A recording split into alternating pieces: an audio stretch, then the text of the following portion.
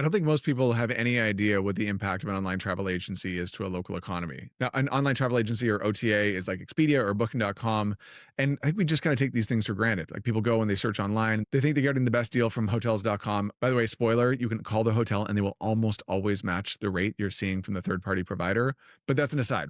Did you know that when you're booking through one of these sites, that they're charging the local business 20, 25, sometimes even 30% of that total revenue? So if you're spending $100 in that hotel night, that website is taking $20 of that away from the local business. So I actually vibe coded using Cursor this OTA economic impact model. So I actually want to show you what the dollars and cents look like on a local economy when bookings are coming through an OTA. So you can see this is very janky. I've just kind of put it together, but the numbers are bananas. So let's say we're a mid-sized destination. We're doing about $100 million in revenue per year across all of our tour companies, hotels, properties, etc.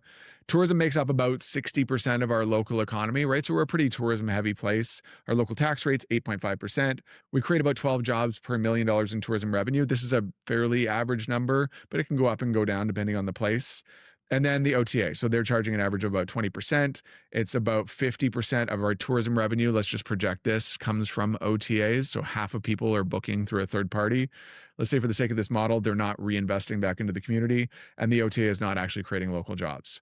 So what does that mean? That means the net economic impact of tourism is $90 million. That's amazing, right? There's $90 million that's going to create local jobs, that's supporting businesses, that is going back into the community.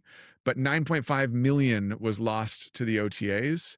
We supported 1,100 jobs, but 114 were lost because of that money that went out to those third-party websites. We lost $800,000 in tax revenue because instead of booking direct, people booked with a third party. So one of the things that I added in here is a scenario comparison where you can actually look and say, all right, well, we're talking about 50% here, but what if we, I don't know, let's just drop it down to 30%, right? So 30% of people are still booking with an OTA, but 70% of people book their tours, their hotel, their golf, whatever, directly to the business.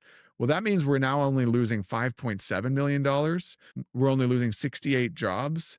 We're down to $484,000 in revenue loss. That's a difference of about $330,000.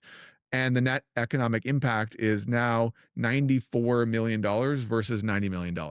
That's an additional $3.8 million that's going to local entrepreneurs, local businesses, being reinvested in the community, being even spent on marketing to bring more people to that community. The bottom line is not that OTAs are necessarily evil, right? They serve a function, they help people to find new places to go, and they find where they might stay.